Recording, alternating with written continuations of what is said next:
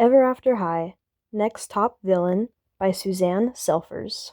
Chapter 3 Royal Roomies. Soon after all the various alarm clocks had chimed, buzzed, tweeted, and chirped, the class lists for the new chapter were delivered. A fairy godmother in training poofed into the room and dropped 2 envelopes onto Duchess's desk and 1 envelope onto Lizzie's. Duchess was dressed and waiting. As usual, she'd laid out her clothes the night before.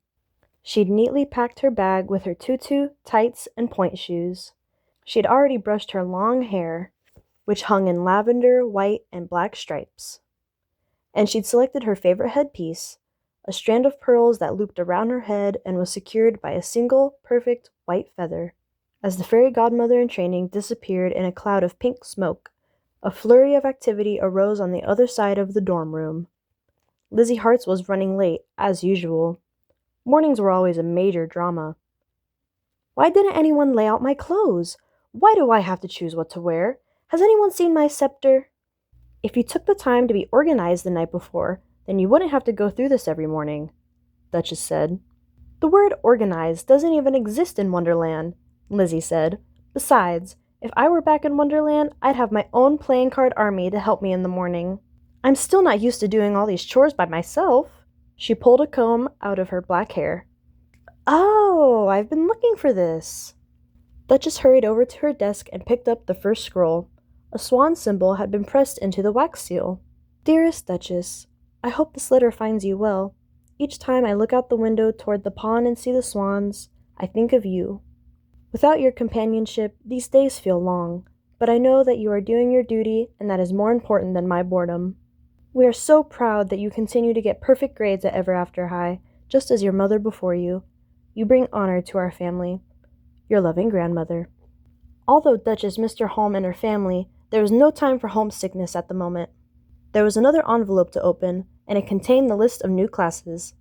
After breaking Headmaster Grimm's wax seal, she unfolded the parchment. Everything looked to be in order. Advanced ballet at the Red Shoes Studio, Princessology with Mrs. Her Majesty the White Queen, Home Economics with Professor Mama Bear, Damsel in Distressing, and... She gasped.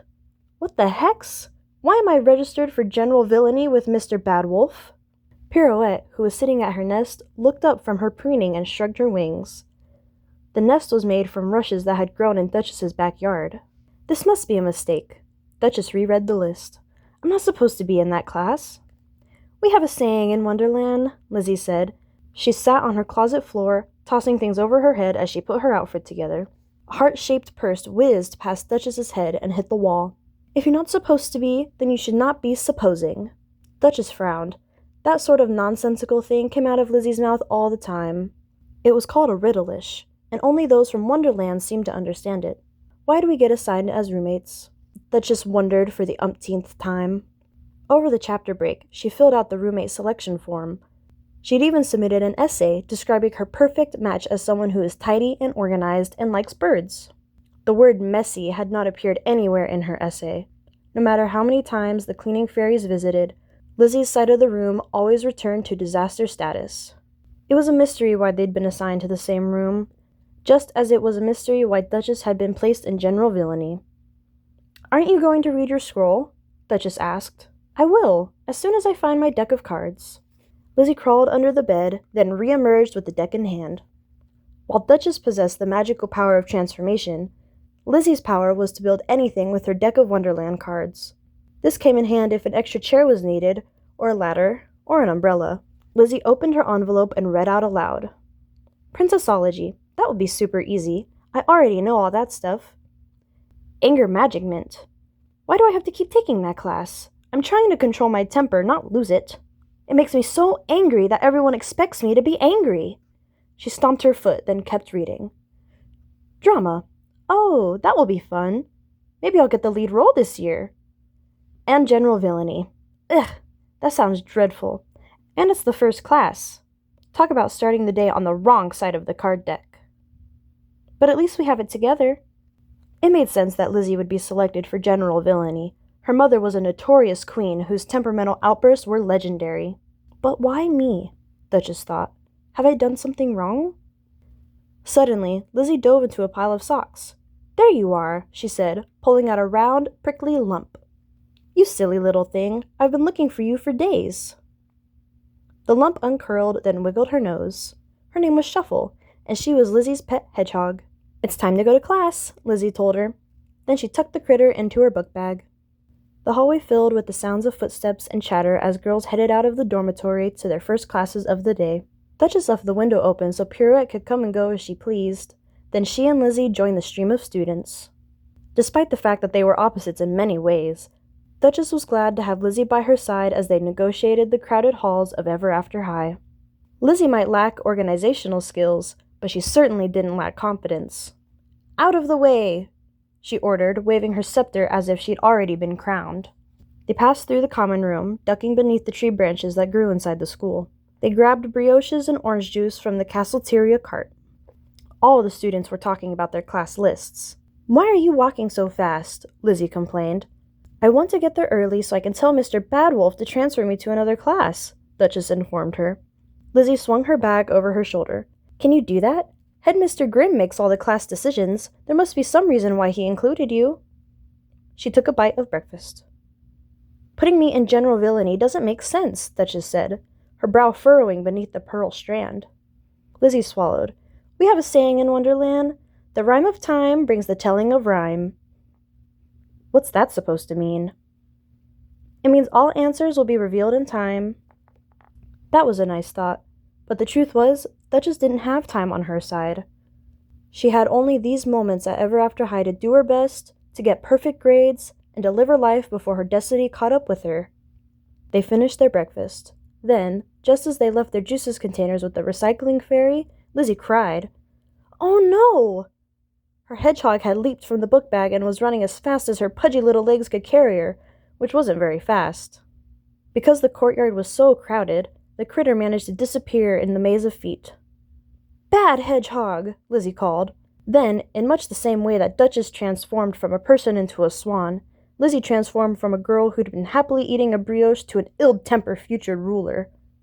"I hereby order someone to stop that hedgehog!" she hollered, waving her scepter. "Watch your feet or heads will roll!" "Looking for this?" a voice asked. Shuffle had curled into a ball and was lying in a pair of cupped hands. Strong hands. Duchess's gaze traveled up a letterman's jacket and rested on the most handsome face she'd ever seen. Her heart began to pirouette. Chapter 4. A Charming Crush. Duchess had learned, as had most everyone at Ever After High, to never look directly at Prince Daring Charming's mouth when he smiled. How he got his teeth to glow so blindingly white was a charming family secret. The shine was powerful enough to melt chocolate hearts. And real hearts. "You naughty hedgehog!" Lizzie plucked Shuffle from Daring's hands and plopped her back into her book bag. Daring puffed out his chest. "No need to thank me. Rescuing fair damsels is what I do." "I don't need to be rescued," Lizzie informed him. "I am perfectly capable of catching my own hedgehog." She squared her shoulders in a proper way, but Duchess could tell, from the softening expression on Lizzie's face, that she was grateful. She just couldn't admit it in public. Duchess pushed a strand of lavender hair from her eyes and gazed up at the face that was only an arm's length away. Daring Charming. His name sounded like music. An entire chapter in her diary was dedicated to him. She thought he was 100% perfect. Among the royal princesses in Ever After High, Daring was the most handsome, the most swoon-worthy, and the most amazing example of princeliness the world had ever seen. And she'd been smitten with him since forever after. "Both our names begin with the letter D," she said dreamily. Daring and Lizzie turned to stare at her. Oops. She hadn't meant to say that out loud. A chorus of giggles arose from the edge of the courtyard, where Daring's groupies had gathered to catch a morning glimpse of their favorite prince. They took pictures with their mirror phones. Adoration clung to Daring like paint to a wall. Was every single girl at school in love with him? "Well, gotta go. Riddle you later," Lizzie told him as she started walking again. Duchess followed. She couldn't get away fast enough. Both their names begin with the letter D. How embarrassing. Hold on, Lizzie. Daring darted in front of the girls, blocking their path. As he smiled, they both shielded their eyes. "I was wondering if you'd like to do something with me, but then I asked myself, Why waste time wondering? Of course you'd like to do something with me. Who wouldn't? He winked. The groupies sighed in unison. Do something? Lizzie asked. You mean like... She smiled sweetly. Chop off your head? That was funny. Duchess tried to stifle her laugh by holding a hand over her mouth, but the honk escaped through her fingers. Daring glanced at her. Did you just honk? Uh-huh. Duchess' cheeks began to heat up. He looked at her as if he'd never seen her before. You look slightly familiar. I'm Duchess, she said with a little wave. Duchess Swan. She'd introduced herself at least a dozen times already. They'd even had a class together. I'm sure you're enchanted to make my acquaintance, he said. Then he turned his attention back to Lizzie. So... He leaned closer. He didn't seem to notice that Lizzie was scowling at him. We could go for an evening stroll. My face looks stellar in moonlight. But come to think of it, I look great in sunlight, too. Candlelight, lamplight, firelight. You can't really make me look bad. He ran a hand over his blonde locks. Am I hearing things? Did he just ask her out? Duchess checked her ears to make sure there weren't any feathers stuck in them. What about me? She imagined Daring dancing a pas de deux, standing at her side, lifting her into the air with his strong arms, twirling around and around on the dance floor. Leslie's hedgehog had once again escaped the book bag and was climbing up Lizzie's arms. I don't want to take a stroll with you, Lizzie said. I get plenty of exercise on the cricket team. Duchess's mouth fell open. Lizzie turned him down? Was she mad? Shouts arose from the groupies. I'll go on a stroll. Take me strolling. No, take me. Daring scratched his head in wonderment. Did you just say you don't want to go? With me? That's what I said, Lizzie confirmed. She pried Shuffle off her arm and tucked her back into the bag. But... Daring looked around as confused as the Emperor had when he discovered he wasn't wearing clothes. Is that possible? Possible is as possible does, Lizzie said in a very matter-of-fact manner. Duchess Swan was no expert on love, but she assumed, by the way Daring was gazing at Lizzie, and by the way Lizzie kept looking past his shoulder as if she had someplace more exciting to go, that the crush was one-sided. Just like Duchess's crush.